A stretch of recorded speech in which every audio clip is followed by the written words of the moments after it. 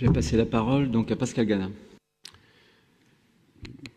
Monsieur le Président, chers collègues, nous avons approuvé certaines mesures et décisions ponctuelles qu'exprimait votre budget sur certains dossiers, particulièrement pour ce qui est des lycées et éducation, sur la politique de soutien aux entreprises dans certains de ces aspects ou sur l'apprentissage, quoique nous ayons exprimé des réserves ponctuelles également sur ces points-là. Par contre, nous déplorons que sur tout ce qui touche au sujet de société, à la culture, à certains aspects de la politique, d'ailleurs dans l'enseignement, tout ce qui touche au domaine des idées, vous vous soyez situé dans une forme de continuité avec la politique de la précédente majorité et très souvent même dans des valeurs très franchement à gauche.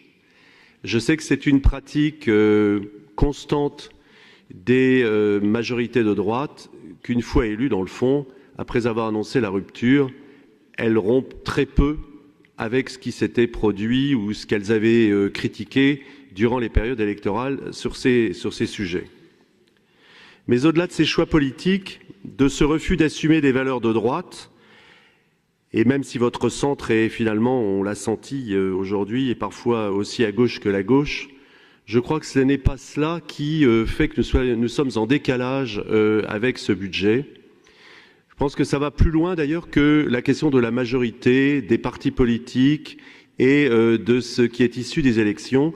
C'est de notre part un formidable scepticisme sur cette articulation malsaine pour nous entre une politique européenne et une régionalisation croissante des États européens.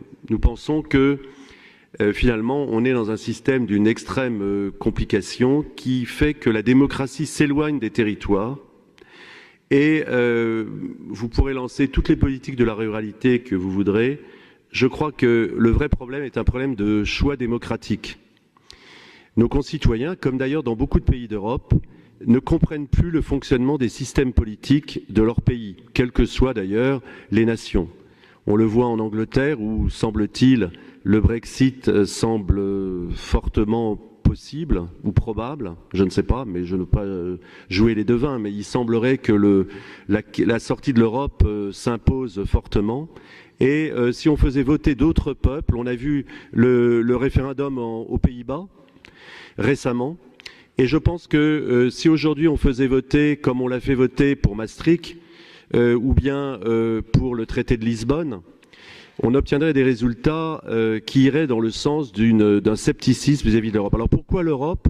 Parce qu'il est clair que sans l'Europe, vous ne parviendriez pas à maintenir votre budget en équilibre. Or, ces fonds européens, ce sont des fonds qui viennent de la fiscalité française, d'où nous ne récupérons qu'environ 60 ou 70% selon les politiques, sans en avoir le contrôle.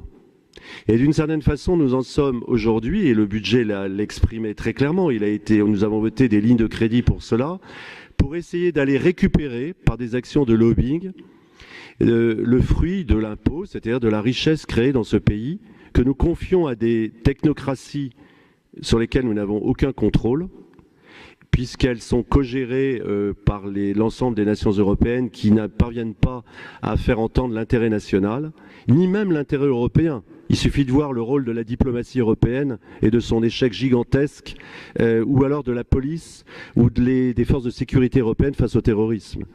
Et par conséquent, cela se retrouve dans le budget. Je sais, Monsieur Retailleau, que vous n'en êtes pas responsable, politiquement parlant, au premier chef. Néanmoins, vous vous inscrivez dans un courant politique qui, certes, n'était pas le vôtre à l'origine, je vous l'ai déjà dit, du mainstream. Voilà, c'est l'Europe, c'est une fatalité au mieux, nous ne pouvons pas faire autrement, et il faut faire avec. Eh bien, je crois que nous exprimons, nous, cette idée qu'on peut faire sans ou autrement dans l'Europe. Une autre Europe est possible. Et de ce fait-là, à partir de ce moment-là, une autre politique budgétaire dans les régions, dans les collectivités territoriales. Voilà pourquoi nous exprimons notre refus. Nous avons approuvé certains aspects. Je vous l'avais dit, je vous le redis, je l'ai dit déjà dans les débats. Sur l'apprentissage, sur certains sujets, nous vous approuverons, nous vous soutiendrons si vous allez dans la voie du réalisme.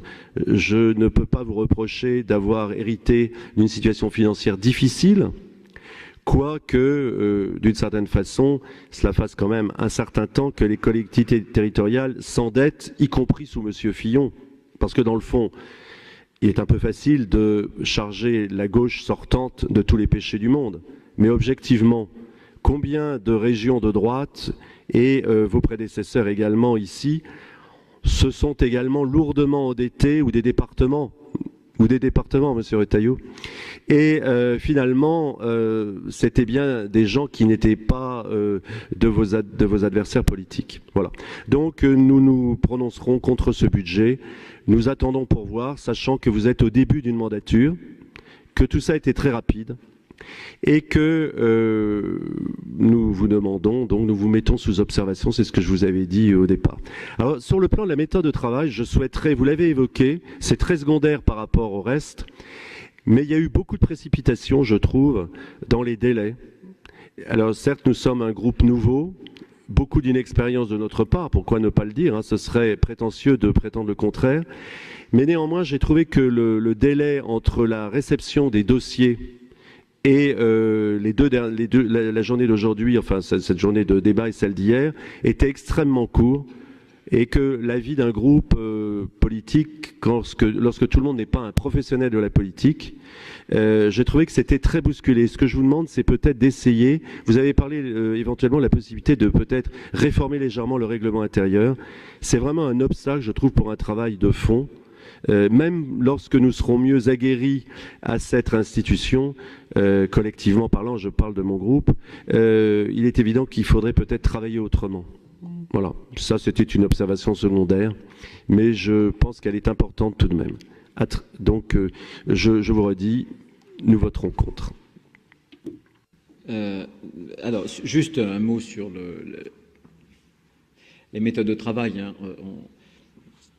On a tous souffert de ce qu'il a fallu travailler rapidement, et nous les premiers, et nos collaborateurs les premiers. Croyez-moi, ils n'ont pas compté leurs heures.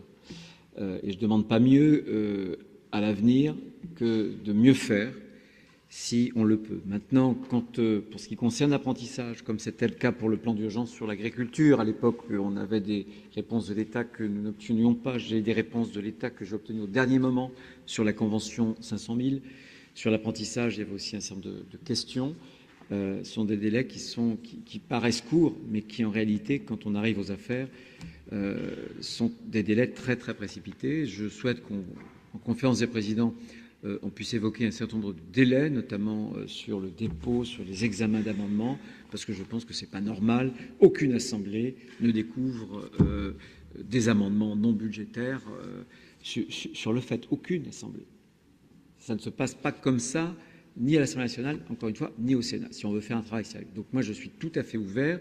Je regarde les présidents de groupe pour qu'on puisse y travailler pour l'avenir. Tout ce qui permettra d'améliorer nos conditions de travail, évidemment, nous le prendrons, c'est clair.